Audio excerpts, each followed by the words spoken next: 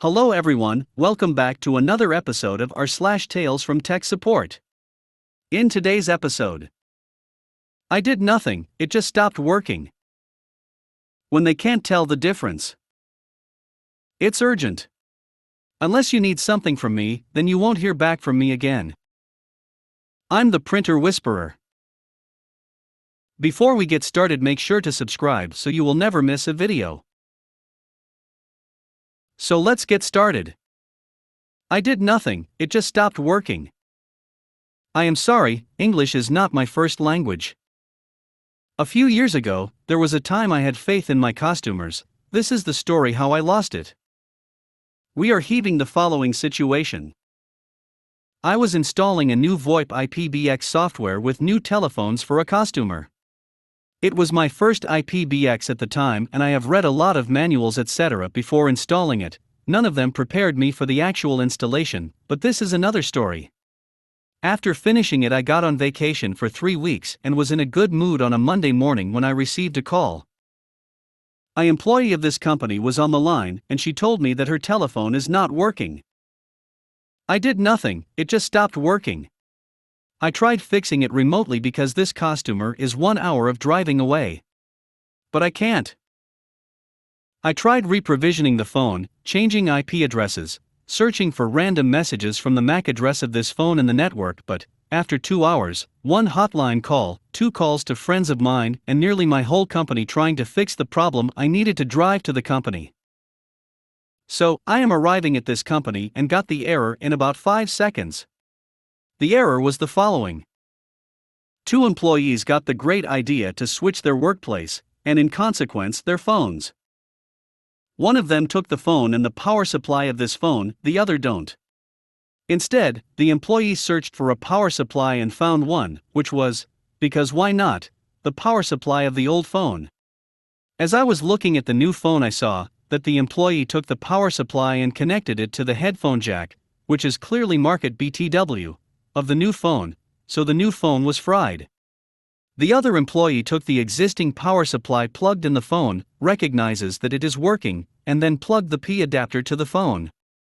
Costumer's fault. I talked to these 2, explained what happened and dumped the telephones in the trash. The story could end here, but there was an aftermatch. You know, I am having a moral compass. I wrote an invoice, but I hadn't mentioned the employees or the original problem. I don't want to harm anyone. After the boss of this company got my invoice, I got a message telling that he won't pay for that, because it was clearly my fault. Apparently he spoke with the 2 employees and they told him that it was my fault, and the telephones weren't working in the first place. A few messages with my boss and a group call with the costumer later, my boss decided that I won't work for this costumer in the future. A week ago I got a mail from the costumer. He apologized for the event and told me that everything else is working. When they can't tell the difference. I'm just your average guy and my dad needed some help. Of course I'd help. The issue was that his banking application disappeared from the taskbar. Okay, not the first time he called me when something just vanished from the taskbar. I don't like working with that machine, because a toaster has more computing power. Opening anything makes that thing unresponsive for 30 seconds, but I'm just going to put it back quickly and nope.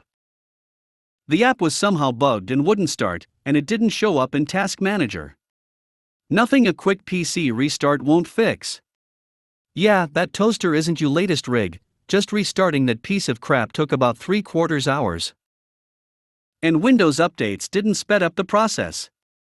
And it didn't even help. Now an hour had passed, and I didn't make any progress. The old man had long since lost patience and started to watch his sports game, but unbeknown to me that did turn out into my favor. He stopped looking over my shoulder.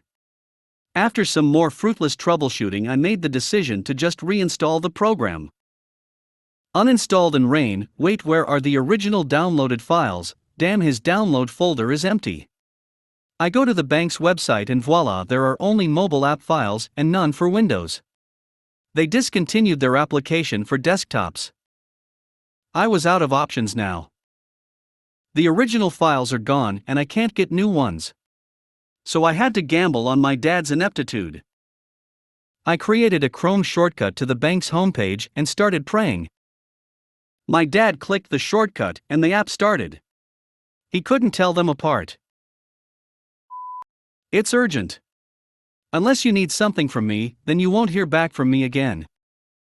This is probably more of a rant, but reading a Dilbert strip someone posted not too long ago reminded me of a quirk I'd like to share to see if I'm not alone.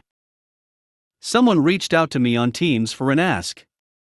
This is not unusual, as I work in system support. What was unusual was that they included 4 other people to the chat as if this was some sort of emergency meeting of great importance. $user, hi, how are you? Now, my company is not huge, but it is owned by a bigger company I have no direct contact with.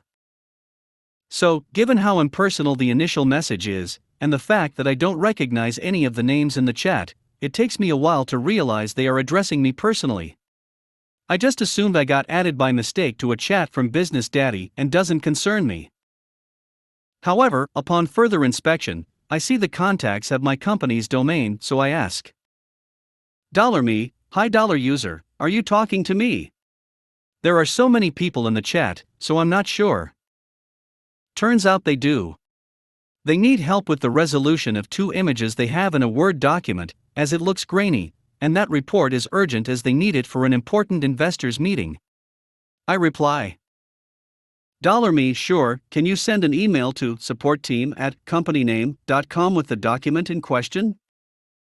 $user, $lackey, can you provide $me with that? $lackey, I'll send the file shortly. Now, does $lackey email supportteam@companyname? Of course not, he emails me directly and CCs every name under the sun. Sigh, whatever, I do point that out, but who cares at this point? I check the file, there's nothing I can do with the images embedded, so I ask for the original images to see if I can insert them in a higher resolution. It's been a week since and I haven't heard back from anyone. I guess that investors' meeting wasn't that important. Now, am I the only one who gets annoyed at managers dealing with tiny requests as if it was DEFCON 1, organizing meetings for things that can be addressed in an email? Is this how micromanagers act in the wild? I'd like to point out that no one other than $user and $lackey said anything in the chat. This could have been raised by $lackey directly, but seeing how they couldn't even manage to send an email to the proper recipient, maybe I expect too much from them. I'm the printer whisperer. In a previous job, I was called out to look at a printer that refused to print, despite all settings being correct. The printer was online and everything indicated that it should work. I head downstairs to the patient, where a small congregation has gathered to discuss the inherent evil of printers. I arrive, and they tell me that they've been trying to print all morning, but nothing comes out of the printer. One pulls out a laptop, prints a document, and nothing happens. I look briefly at the print queue on his screen and see 14 documents waiting to print, and the printer's status is error. I put my hand flat on top of the printer for 5 seconds, and it starts to print. I leave the room without saying a word.